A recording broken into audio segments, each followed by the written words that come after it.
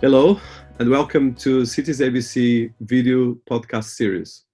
My name is Dinis Guarda, and we are here again to interview some leading thought leaders and the makers of the new world, in a world that is very, very transformed by a lot of different things happening, both digital transformation, COVID-19, and a lot of other challenges that we're facing. Citiesabc.com was created as a platform that wants to create solutions for cities, for the citizens, and for everyone around the world. And as well was created as a way of creating a new way of creating a platform decentralized using different technologies like blockchain and artificial intelligence. But first of all, focus on people and focus on a way of engaging all of us that live in cities. Everyone in the world lives in cities. 70% of the world lives in cities. And we need more and more to each other to manage everything we're doing. But we have still a lot of challenges to transform and to bring the world part of the economy that is still in paper, that is still offline. And during this series of interviews, we've been actually profiling some of the world leading personalities in different areas of technology, in different areas of business, in different areas of politics, and different areas of even academic world. Today we have someone with us that I deeply respect, and actually we've been engaging for a long time in digital. Helen Yu. She's the Chief Customer Officer for Showpad, but as well as the world leading sales enablement, that is a world sales enablement company, and she's the CEO and founder of Tigon Advisory. Mr. Yu has helped startups and technology founders and accelerate growth through CXO, which is customer experience, and as a service offering. And she's been leading multi-billion-dollar revenue growth for Fortune 500 companies, including Oracle, Adobe, and Marketo. And she was dubbed as well as a top global influencer in digital transformation by IBM, top 35 woman in finance by Onalytica, the global top 10 marketing thought leadership, and the global top 5 startup thought leader by Thinkers for Under 60. And as well as someone that I like because of her kindness and the way she focuses in the communication, in the relationships. And it's an honor to have you here, Alan. Wonderful to have you here. Hi, Dennis. Likewise, it's such an honor to be meeting you and also have an opportunity to share thoughts today. Thank you. So I want to start, and I always more or less start by the same, but I adapt a bit. But I think in your case, it's particularly interesting. So you are right now completely American, but you come from China, and you have a very interesting background in terms of education, in terms of different things and different layers. And as well, you live in Chicago, which is a very American city with a lot of contradictions. So can you tell us a bit about that background from China to US, Chicago, and as well a bit of education, and what made you the Helen Yu that you are today? Wow, that's $1 million question, Dennis. I don't think I ever planned my journey at all, right? That journey, I call it 7,000-mile journey from Beijing to LaGuardia Airport, New York, many, many years ago. Really set up my journey to school, to graduate study. And then from that point on, and was originally planned to be in the US just for 2 years and go back and work. And then all sorts of events happened. I was able to find a job after graduating and then landed here. And then ever since I learned so much, right, about, I started off as an accountant, financial analyst at a company, and then learned about coding, and then joined, 8 years into Hyperion, we were acquired by Oracle. So I became a solution architect post-Oracle acquisition, where I find it very fascinating because that's where I learned enterprise software sales from Keith Block. At the time was EVP of sales. And then I joined Adobe. I learned about marketing and SaaS, and then also led the startup to scale up challenges at Marketo. So that's where I became obsessed with digital transformation, growth hacking ever since. No, that's amazing. So one of the things I'm particularly always excited to talk is about the cultural nuances. How do we deal with different cultural backgrounds ourselves, and then how we deal with that in our day-to-day lives, For instance, I'm Portuguese, a bit French, and living outside of my country for 20 years. So in my case, my culture is a bit blurred in a lot of ways, but of course, there's all the things that makes you who you are. In your case, you were born in China, but grew up in the US and actually studied there, and you stayed there for a long time. So how would you define this kind of culture and personality of yours in terms of the geopolitics? I think this is very important, especially and nowadays that we have so much issue, especially between China and the US, but as well in the world. Especially we have a very strange phase where the digitally offline is in a bit of a contradiction in a lot of ways. I believe we are who we are, really pretty much driven by how we grew up, right? I grew up, for example, with my grandmother, 76 miles away from Beijing. I grew up with 9 cousins. I was the only girl and the youngest growing up. So I learned so much good quality. My grandma taught me how to really grow up strong, and then grew up in a way that I always want to learn, right, from others and then serve the better need of others. That's being said, and as coming here, it was a transition, right? And it's the whole part of growing up with boys, and then coming here made me feel more comfortable to be surrounded in the technology world later on. And then I, being part of Oracle solution architect, I was probably one of the only female solution architect for a long time, at least 5 years. And then really felt very, very comfortable, right?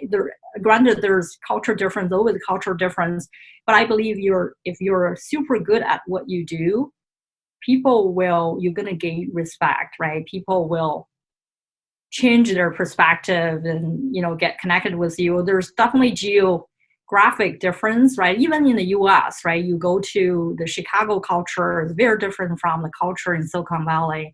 So, also quite different in New York. And then let alone the culture difference in Europe. And then fortunately, I've been running global team over the past 10 years or more than 10 years. So I've learned so much from the people on my team. I think the way to overcome cultural difference is to listen and learn. As always, talk to people, understand, right, what matters to them. What is their purpose? What's important to the people you're dealing with, and listen to them, learn about the difference and embrace the difference. It's very important for us. To me, it's like the world has evolved so much, right? Because of technology advancement. We should allow or embrace the diversity of thoughts. This is not about gender or race. This is about diversity of thoughts. And we should embrace the differences, different opinions people have, and then really listen to them and understand why they have that sort of opinion. You don't have to agree with each other, but at least you should let other people to express their different opinions and understand why. That's all, right? It matters. And then if we can all do that, this ties to digital transformation. The 3 key barriers for digital transformation, number 1, culture, right? It is a culture of collaboration, culture of sharing. Most of the time, organizations fail when it comes to digital transformation. It's not because of technology, it's because they don't have the culture of collaboration, culture of sharing, culture of understanding the diversity of thoughts. So that's really so critical for people to embrace diversity of thoughts. That's a very important thing in terms of the way you listen to other cultures, and especially the way you have to learn. And I think this is a very important thing nowadays. I think especially when we have so much noise around us because of technology, because of even right now the contention with COVID-19, but as well all the geopolitics or all the different movements. And I think over there in Chicago, things are even more sensitive. So, but one of the things that I like particularly in you is that one of the things that you've been focused is in the crossroads between tech and humanity. Mm-hmm. I would like to hear your vision about that, because definitely, and as well, I think that touches the way you build all your business DNA, but as well the way you look at a lot of different angles. So I would like to hear about that to start, and then of course how you've been building your career, because you've been having fantastic achievements from Oracle to a lot of different things that you've been working. Yeah, sure. I believe growth thrives at the crossroad of tech and humanity, right? So technology really defeats the purpose if it does not serve the greater good of the society or solve the real problems. So that's why before organizations embrace any technology, they must embrace humanity first as an organization. So, the technology, obviously technology play a huge part of the role in digital transformation. However, technology does not live in the world by itself. Making technology and humanity mutually exclusive is like cutting off oxygen to a plant, right? The plant won't survive without oxygen, and neither technology if it is thought of exclusively.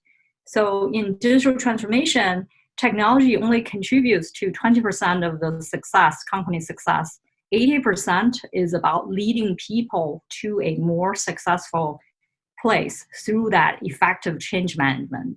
This is why understanding what motivates people to really thrive with that change is so critical to companies' success.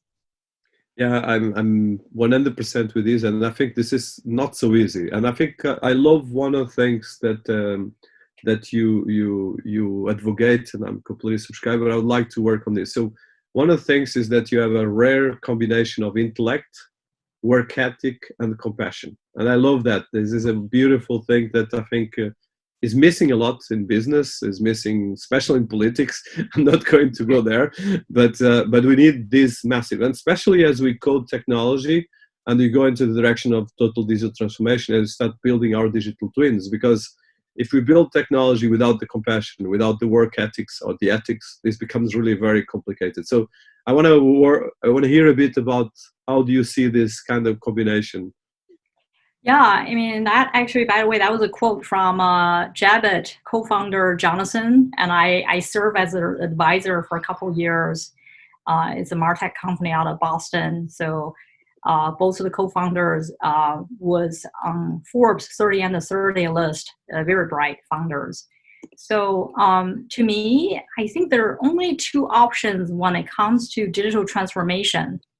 Either you disrupt or you will be disrupted, right? That's exciting because it's exciting to think that we can choose growth for our organizations. We can choose to scale our companies, choose to win. The true disruptors, in my opinion, they don't sell products. They sell a whole new way of thinking. That's what digital transformation is. So I've been actually very lucky throughout my career to be in the crossfire of the way we've done that. And also, what do we need to do to prepare for the future? Digital transformation is actually the bridge between those two worlds.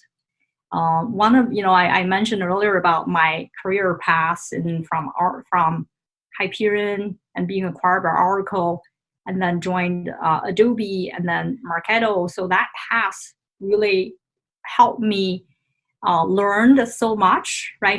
Different things throughout the career. I think the learning agility really played a major role in my growth personally.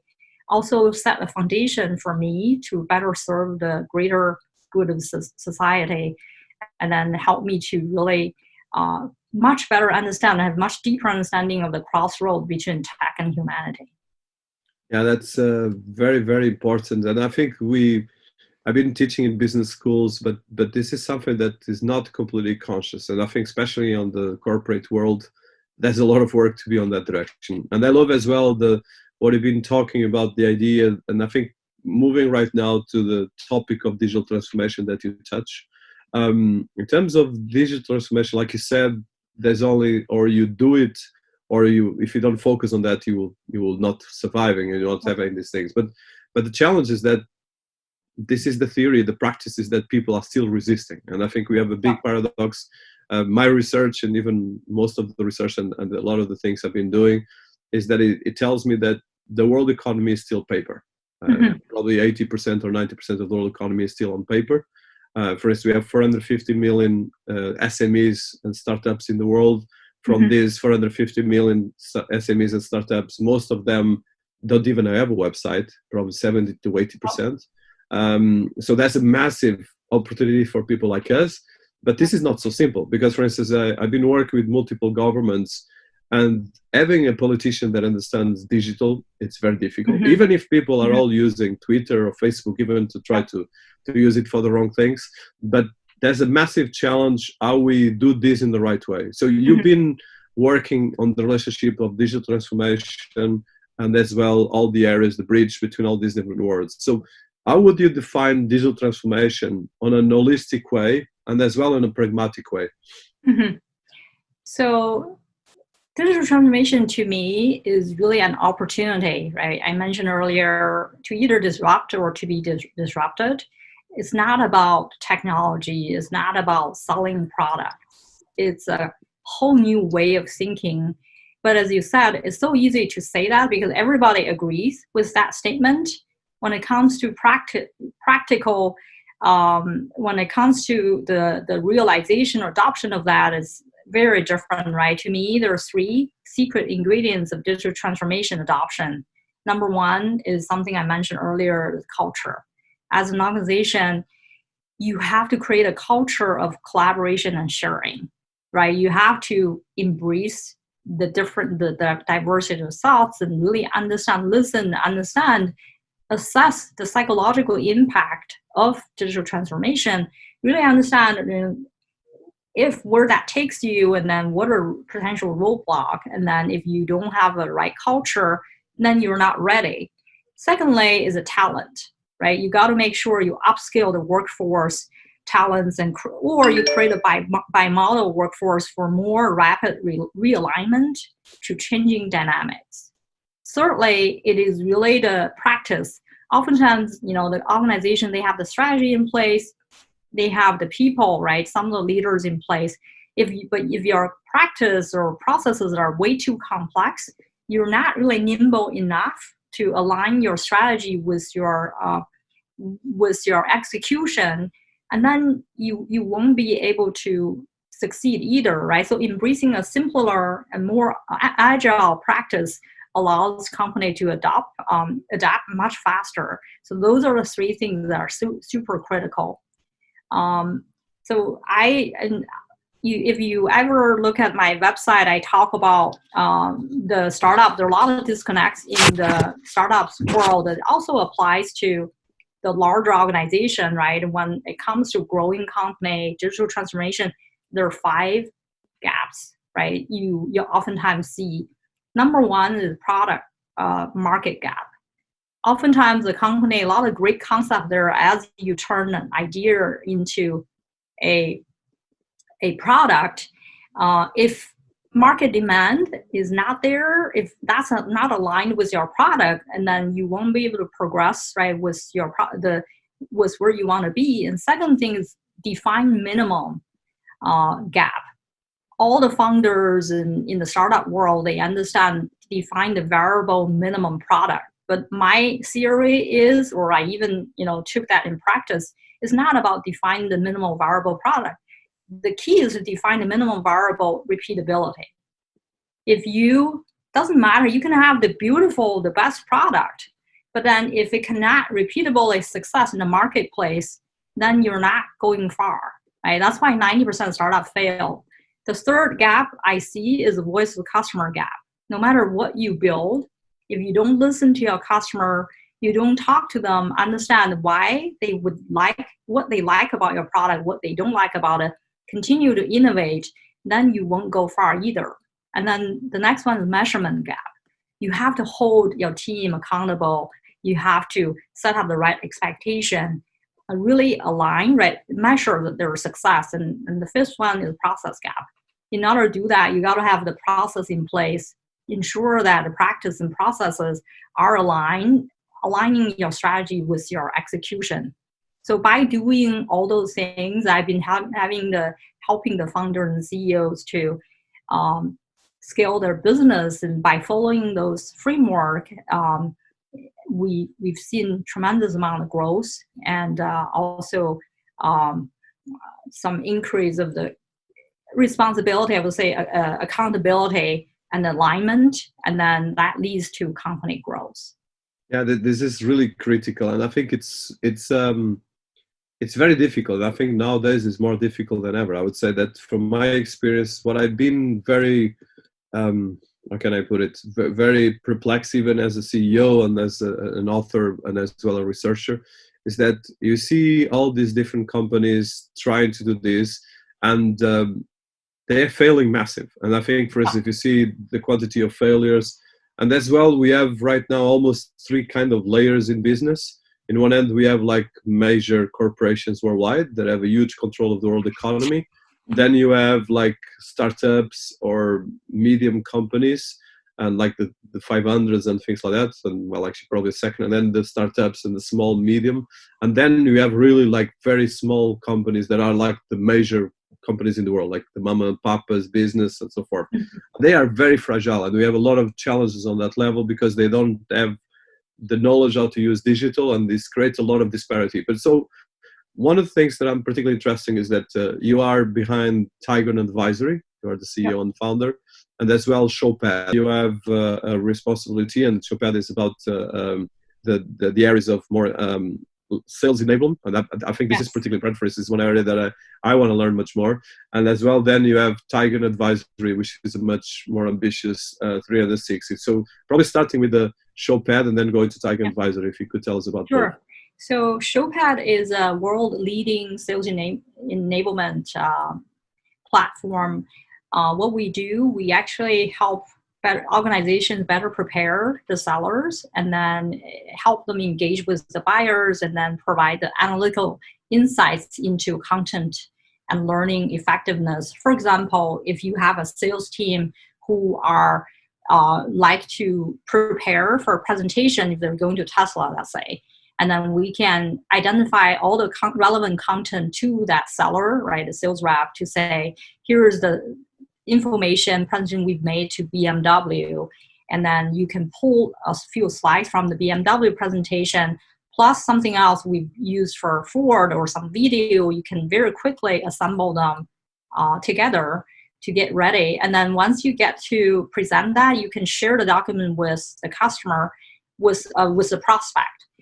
With their consent, you can track to see, once they receive the document, have they review this or share it with others. We have a share space to allow your entire account team to share the information. We also provide the learning capability to help companies to ramp up their sales rep. If you have a global team, we actually use Showpad ourselves to run our business today. If you have 100+ sales team, very easily you can say, here's the new go-to-market message. Can you just read that, and then do a pitch via video, send it over to your manager, so the manager can quickly score you and share that back. And then so we have a scorecard to show who is at the top of the scorecard. And then you can also learn from each other. You can pick the best, the highest scored sales pitch to say, I want to listen, learn from my peer to see how this person pitch, right, this go-to-market message. So that's the learning capability. And thirdly is the analytics component. We have the dashboard that shows you the content effectiveness. We can link that to the top performing rep, right, to say which piece of content generated by marketing is the highly utilized content that converts the most sales. So by doing that, the collaboration with sales and marketing and the sales enablement leader, we are able to drive the productivity or improve the productivity overall, most importantly, to lead the growth. That's why so many customers, right, we have more than 1,200 customers. Many of them are large, the GE Healthcare of the world, the Johnson Johnson of the world, many of them across the globe. Oh, that's fantastic. And then Tigon Advisory. So Tigon Advisory, you are the CEO and founder, and you have as well a team that is behind different products, the traction gap, which I like a lot. But can you tell us, how did you create Tigon Advisory, and what is the company about for people that never heard about it? Yeah, I started the Tigon Advisory 2.5 years ago.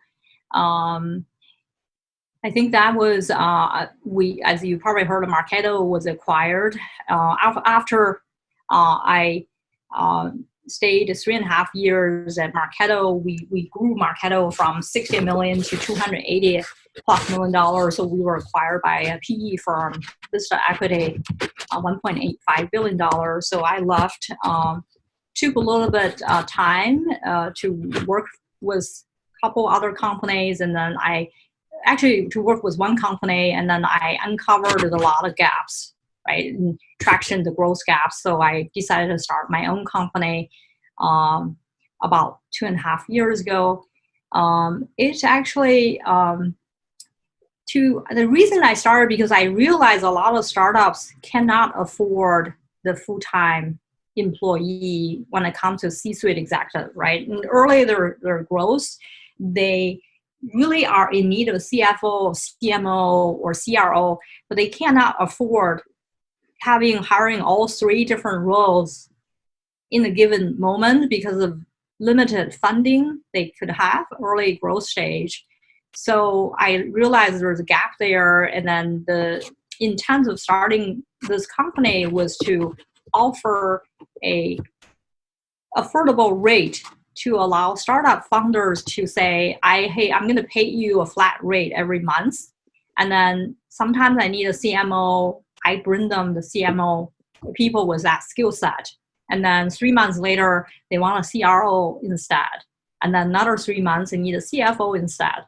So when I say CXO as a service, that's what I meant. So my company bring people in that C-suite caliber with different skill set to the company when they're in need. So they don't have to worry about, I'm going to go out spend. Sometimes it takes them 6 months to even find the right person in the caliber they need, and then they can't really afford, right? So we're doing all the groundwork for them, for companies, and then I have a very broad network, right? People who are not willing to take a full-time job, but they're super capable. They rather cherry pick a project or 2 throughout the year. So, there's a demand and supply, and then that's how I help the companies to do that. So that serves the needs from both ends, right? That's how this process started. That's actually how I joined the Showpad, because I served as a consultant or advisor to when they were in need to look for a head of services and support, and then they needed to expand that role. So they convinced me to stay as a full-time employee. So that's why, I still have the company, but right now I'm more refer people in my network to other companies who are in need. I also the second thing I do is also more of influencing marketing, right? Some of the times I write, as you probably noticed, sometimes organizations wanted to elevate their brand. They want me to collaborate with me to write a blog about them. And then those are typically the paid service I offer as well. Very good. So in terms of the CXO, and I'm particularly interested in that area because it's an area that is critical. Like you touched, that if you don't have a customer relationships and the customer experience in the right way, most of the companies fail. And this is very difficult because, for instance, you have approach of companies that are very customer centric and other companies that automate everything. And if you have for instance, the Apple experience that is not actually a brand that actually has a very strong customer service, yep, but it has a good service that the customer experience is through the technology. So which is sometimes not very good if you have a problem with the technology, but I think they go through the norm, not through the exception. So how do you define the CXO and as well the customer experience and all this vertical and business development, especially in the technology world? And I know that it's one of your areas of expertise, but how do you suggest and how do you develop this approach towards this? Yeah. So in terms of the customer experience, we all know, right? That's one of the most fundamental area that every company wants to focus on. But when it comes to practice, I started off building customer journey. For example, at Showpad, we build a customer journey. When I say customer journey, is like when customer started evaluating you as a solution, and then they make an investment, right, phase, right? And then they adopting your solution, then they decide to expand. So as they go through those 4 phases, they have different expectation for their experience, right? What that would be. For example, when they evaluate a solution, you better be findable, right? Not only you need to make sure you create the awareness, the branding. Also, you want to make sure they find the company who what they stand for, right? For example, if you really stand for the humanity, some of the company want to work with people with that kind of mindset or that kind of diversity of thoughts. So it's so important for you to know who your target audience would be, right? Who are you? The first question I talk to founders is that give me 3 words to describe what problem you want to solve, right? By having your company. Once you do that, you align your why and purpose to the customer expectation, right? As they evaluate, you want to make sure the people, the company that you want to work with can find you from those keywords. And then when they move to the investment side, they also wanted to know the process you have in place, the people who plays what role, and then what is their expectation is through that journey, that experience. So we created a customer room here where we clearly define, right? When you walk into 4 different rooms, I know among all the customers we have, how many of them are going through onboarding. So that's my onboarding room. So my professional service team is in that room working with the customer to ensure the flawless experience as they go through onboarding. And the second room is adoption room. So I have customers who go through the crawl, walk, run phase as they go through adoption, right? Adoption of our solution. So what that means is the sales enablement maturity, crawl, walk, run. So we measure them, we benchmark them, knowing that where they are at and knowing that if they're a caller today, how do we move them from being a caller to a walker? How do you move them from walker to a runner? If there's a repeatability there, how do we help our customers become more mature? What are the things, the pattern we see? Then we created service offerings based on that, their journey, based on our expectation. The third room is expansion, right? So that's where we, looking at every single customer, identify the growth opportunity for them and for us. And then that's where the sales team go in to look at every single opportunity. We strategize the account and talking to everybody, learning from our customers to expand. The fourth room is advocacy. So that's where marketing go in. We have, if we have 400 plus customers are willing to be our reference, marketing needs to follow up, right? To follow up, to turn them into collateral, turn them into testimonial or case study. So by doing that, we create a culture of accountability around customer experience. And also we create an active listening path through our customer, the voice of our customer. That's how we become very efficient, right? And then through the customer journey process, we also identify the roles and responsibilities. We learn what are the processes we have today, what are the processes we need to have that we do not have. Then we prioritize to create those processes and practices so that we can align our strategy with our execution plan. So I think all these nuances are critical for companies to really adapt and then be, that's how they can be more successful when it comes to digital transformation. Yeah, that's you have an entire subscription. I'm sure that you are preparing your book.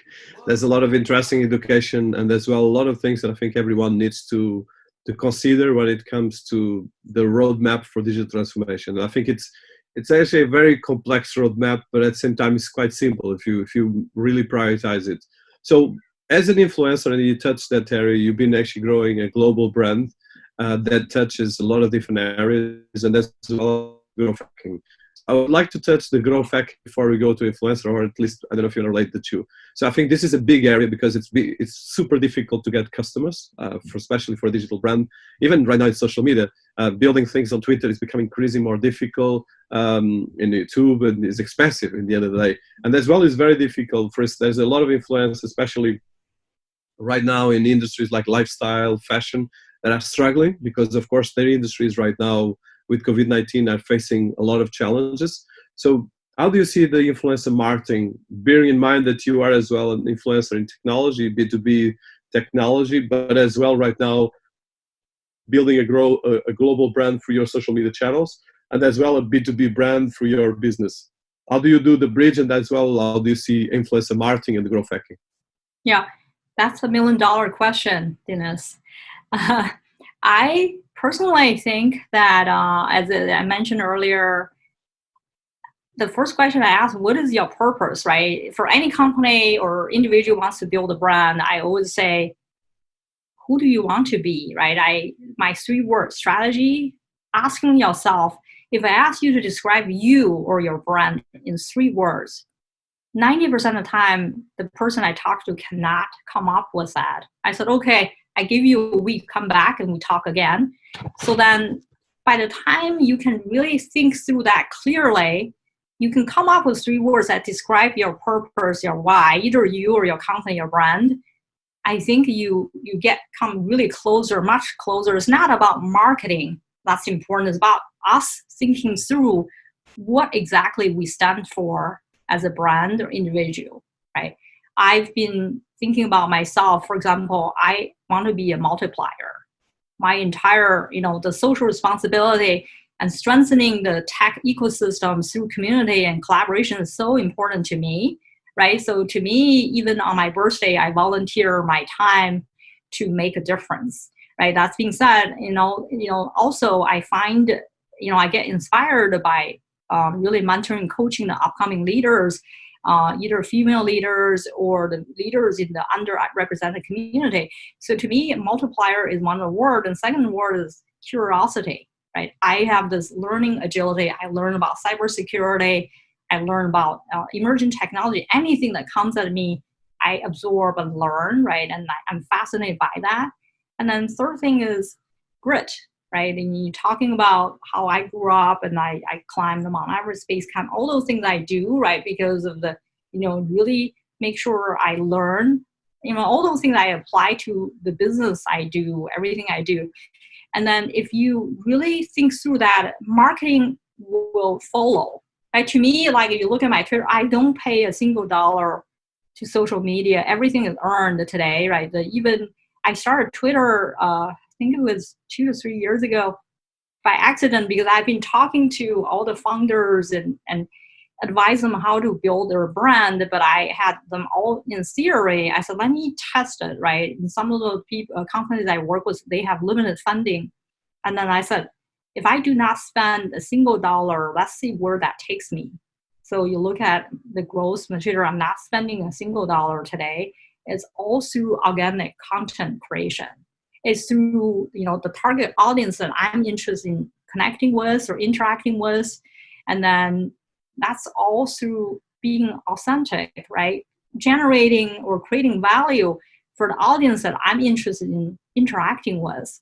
So to me, it's like, you don't have to spend so much in marketing. Obviously, if you have a deeper pocket, go do it. It doesn't hurt. But if you don't, it's also doable, right? Being authentic, stand for a brand, stand for a value that you believe in, and then articulate that value to your audience, right? To me, the most important is you connect with your audience that you care about, and then show them the path from being ordinary to being extraordinary, and then show them the path with evidence meaning what you've done, what you can do, right?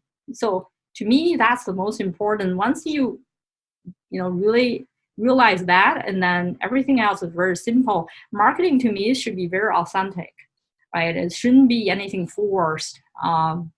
It should be something, whatever you say in an advertising or whatever, that should be something you truly believe, you can articulate.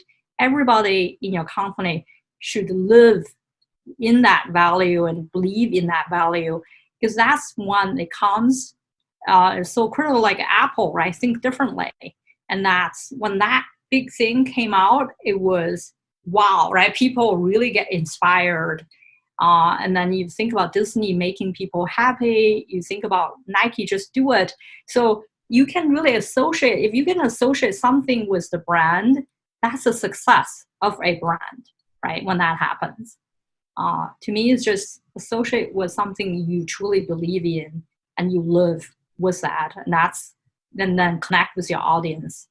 It's very inspiring, and I love to hear you, because it's I think one of the things, especially that I see as an influencer, is the passion that drives you and that sense of engagement. Because it's, of course, you might use different techniques to grow your social networks according to what you need. It depends. First, you are a business leader, but you are as well doing social media. And I know that it's not easy, because social media is very demanding and it takes a lot of energy as well. So Yes. one of the things that I'm particularly interested in, you touched a bit that, but I want to go deeper, is the idea of personal branding. And as well, I think this is critical, because, for instance, in our business, and as well in my career, as in going for a lot of big corporations, some of the world leading organizations, actually, you see a lot of problems in terms of people understanding personal branding. And as well, the importance of digital transformation for their own brands, because you have CEOs of multibillion-dollar companies that don't know how to use social media at all, and worse, they don't even know how to understand. I had, for instance, literally $1 million. For instance, I remember that I was managing a $20 million budget of marketing with different people, and the management team, they have no clue. And this is a big thing that it seems like should not be possible anymore, but it's still very possible. So this point of digital transformation associated with marketing and as well with branding, especially with personal branding, is critical. And like you said, a startup that is not digital will struggle to get any visibility. But as well, this is actually still the common sense. A lot of, if I see even companies that got $10-20 million of funding, they have like 10 followers on Twitter or 100, and there's not anyone that really knows how to do that. So, of course, not all the different.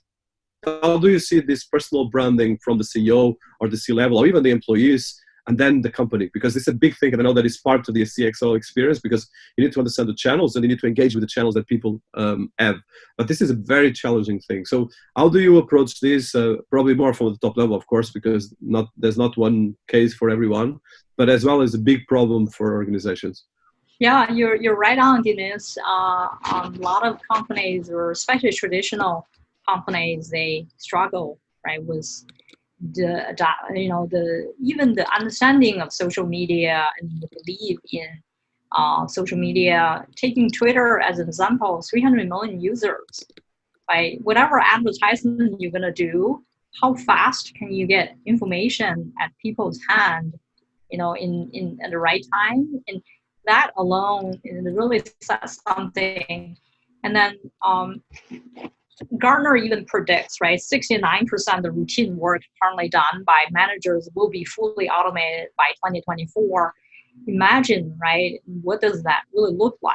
That, to me, means that you think about the gig economy become more common, right? Then you got to really figure out the future work, what that looks like. And then digital social media will play a very, very big role because of that, right? To me, is that in terms of personal branding, I actually, when I started really getting involved, engaged in social media, was purely not for the purpose of promoting myself. It was really testing out, making sure all the theory that I had advising other companies was practical, right? With that purpose, I uncovered, and then I don't think it's difficult at all, because I knew nothing about Twitter when I started. Until today, I have so much to learn, to be honest with you. And then it is time consuming. To me, consistency is really important, right? Spending 30 minutes a day to talk to your audience is so critical. And to me, the value, right? Really offering the focus on the value that you bring to the community, not just to review, to see what's out there, but share your thoughts, right? In engaging with your audience, and then stand for some, really have a point of view on things. And then so that you really, and then the point of view needs to be aligned with what you believe in, with the value. And to me, the organizations who don't really believe in that, they're falling behind, right? As I said, there are only two options for digital transformation. You either disrupt or you're going to be disrupted. And then you have to think about how you won't be disrupted, right? And then you have to think about, what's really important out there that for you to continue the growth, right, of your company. I think about Walmart versus Woolworths, maybe, Kmart, right? Some people don't even know Kmart existed, but that faded, right, disappeared. Walmart continues to grow, right, because of the innovation, right? Now they have jet.com, they started doing the online. So you look at Amazon too, started off as a bookstore and now it's a giants, right? They do everything from grocery store to e-commerce and everything they do. So, and then there's also a book publisher, the largest book publisher, right? So there, to me, is that you, as a leader, you have to embrace the technology. I talk about the fourth industry revolution, right? Not only they change what we do, but also change who we are, right? You think about they will affect our identity and all the issues associated with that, and then our sense of privacy, and then notions of ownership, and our consumption patterns, the time we devote to work and leisure, how we meet people, and how we nurture relationships. So it's already changing our health and leading to a quantified self.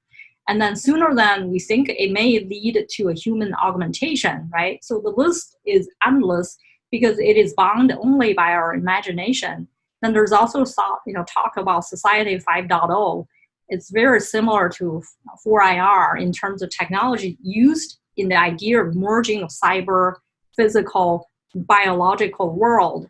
However, Society 5.0 is more sweeping concept that goes beyond the manufacturing and commerce and envisages a complete transformation of our way of life, right? That's being said, Society 5.0 or 4IR, all these emerging technologies will have major impact on the way we live, on how we interact with people, and on our, really how we solve our social problems. For any leader, right, to be in that driver's seat, if you're not aware of the importance of digitalization or social media or all that, those platforms, and then you're falling behind. It doesn't take that long to really disappear, right? And so that's really, that's why you do see a lot of companies not doing well. This whole COVID-19, in my opinion, really going to accelerate some of the digitalization, and then also make it more important for organizations to transform, digitalize. I think it's a very big points that you made. So Society 5.0, which is kind of a more homogenized and a more balanced, sustainable society that we really need. So that's the last questions, and we passed the 1 hour. So I have two questions that are related. One is just touched the COVID-19, and the COVID-19 is actually amplifying the need, I think, in a lot of ways, is leapfrogging countries, organizations, and a lot of other challenges that we're facing, especially on cities and different areas. But at the same time, it's showing a lot of the division that we have in the world. If you look, for instance, China is much more advanced right now in digital transformation than the rest of the world. And for instance, just 10 years ago, it was much, much smaller, and now it passed everything. It's actually, the economy of China is much bigger right now than even the US, or actually getting close to that. So how do you see this kind of you touched the COVID-19. So from your experience, and of course, a lot of companies in the US alone, I think there's 40 million people unemployed. So we are seeing a massive disruption of the conventional status quos of society. And as well, a lot of opportunities, of course, for digital companies, but as well, a lot of challenges, especially in the idea of inequality, and as well, even people that are struggling with all these different things. So you made a lot of very positive, inspiring points of how people can actually look at these things. But how do you see this vision of a balance and actually a pause COVID-19, and especially being in Chicago, which is one of the epicenters of a lot of the conflicts of society as we have it right now? Mm-hmm.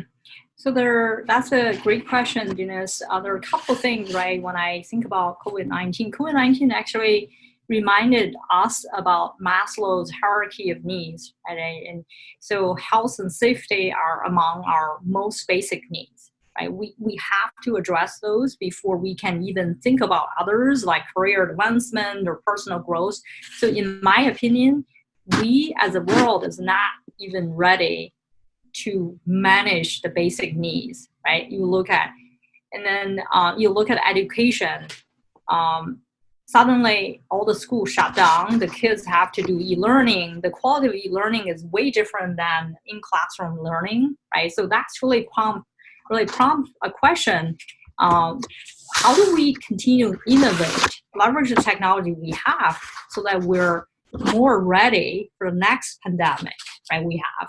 Second thought I have is that it should not be a zero-sum game, right? We shouldn't think that if the gain advanced technology in China would have negative impact on the US or vice versa. To me, the world needs to work with each other, regardless of geographic difference, regardless of political point of view. If the world really get unified, work together, right, to continue to innovate beyond what we have today, the result is so much better, right? Because we want, in terms of the COVID, if we work together, regardless of the country and nationality, we can probably come up with a vaccine on drug to cure that much faster than what we would have if we're just racing with each other. And then to me, that there are many technology emerged because of COVID-19, right? Or in the trend, you think about online shopping and robot deliveries today probably can go much faster, and there's digital and contactless payment that emerged, and then the hybrid working environment. So I think that down the road, probably people can live anywhere to get work done. That's possible. That's more. And then there's distance learning, right? Talking about immersive education versus traditional lecture, so the kids can learn much better with that rather than have to be in classroom trained learning. There's also growing demand of telehealth, right? As a result of COVID, more online entertainment. And then there's also supply chain reform, right? Forced supply chain, the big data, cloud computing, Internet of Things, the blockchain are building a lot more resilient supply chain management today for future, and by enhancing the accuracy of data and encouraging data sharing. And then also 3D printing. I can't wait for us to 3D print a house, or 3D print a ventilator or mask, whatever we need, we can 3D print them. I can't wait for the day I can travel without bringing any luggage, or 3D print them once I arrive at a hotel, right? And then there's that robotic and drones, right? If we can maybe leverage robotic and drones to really help to policemen to enforce some of the laws, and then without any biased behavior, the world will be much better. And then there's 5G. The adoption of 5G will increase definitely our capability to really connect across the globe. So to me, there's downside of the COVID-19, there's absolutely upside as well, right, from technology advancement perspective. But we have to change our way of thinking as a humankind, right? We should not think about this is a country versus another one, the color of, people of color, whatever that is. We should really think about everything holistically and think about how can we advance as a humankind? How can we help each other to live a better life? And how can we really just leverage technology to solve the real problems rather than fight with each other? And then the polarization of the world should never go on, right? That's my view. I just hope that we leverage COVID-19 as an opportunity to digitalize, to innovate, and then to build a better world for the good of society in general.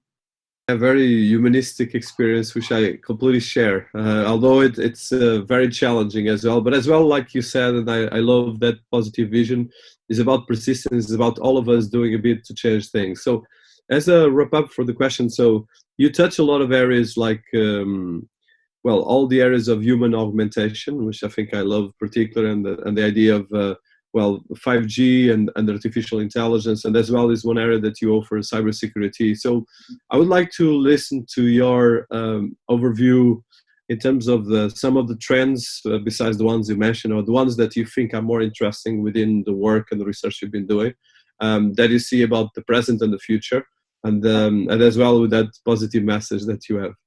So I would say we can learn from the past and imagine the future, but the only scenario we can act on is present, right? So I would say that IDC, I read about their recent report, they talk about by 2025, at least 90% of the new enterprise apps will embed AI.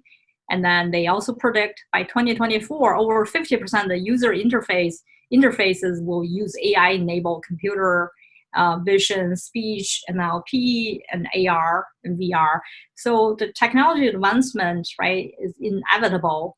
But then there are always like two things, right, I think we should right now to really think about can make a huge difference. Number one is the biggest impact in professional services, right? You talk about customer experience because that can help organization to enhance, improve their customer experience. Secondly, advertising. How do you really align your brand messaging to articulate that, the value into your audience? And then, but three things are really important in my opinion. Number one, in current environment, number one is faster time to market. No matter what you do, that's important. Number two is greater product innovation, because this is a time for organizations to have more time to think about how they further innovate their product. Thirdly is improved customer satisfaction, right? The customer satisfaction is so important, right? That's the number one priority for most of the CIOs. When IDG did that survey recently. So if you have a product or you have a solution that can help organization to improve their customer satisfaction, that's a gold, right? To me, if you focus on those things, and that's where you can lead to the future growth, right? And leverage what we learned from the past to lead to future growth. So again, I mentioned that technology only contribute 20% of companies' success when it comes to digital transformation. What really important is that 80% is what you do to lead people through that transition, and then make them feel that they're being part of the change management. That's the 80% that's really matters to organization. Well, fantastic. I think it's really good stuff, and I think some of these things we can find a lot in your social media presence, as well on your blog, in your website, in different places. So where people can find you, and as a wrap up, and that's, well, I probably had 1 or 2 more hours to go, but I think we're passing 1 hour. I think it's a good point here, and I'm sure that will be much other follow-ups. So where can people find you besides tweet to know about where to find you and connect with you? Sure. I am, as you know, I love hiking, so they can find me if they go to these big mountains. Just kidding. So Twitter, my Twitter handle is Yu, right? YU, Helen Yu. And then they can find me through LinkedIn, or I have a website, Tigon Advisory .com. They can also find me on Showpad, right? So I'm the Chief Customer Officer at Showpad. They can find me on the Showpad website as well. Thank you so much, Helen. It's been a huge pleasure. There's a lot of insights, a lot of fantastic things about our society and technology, but as well a human vote of hope, and as well of finding a more positive way to look at everything we're doing. Thank you so much. Thank you, Denise. It's such a pleasure. I'm also writing a book, so hopefully once ready, I'll share that with you in a few months. No, will be another conference for sure. Thank you so much. Have a wonderful rest of the evening. Take care. Okay, thank you. Bye. Bye.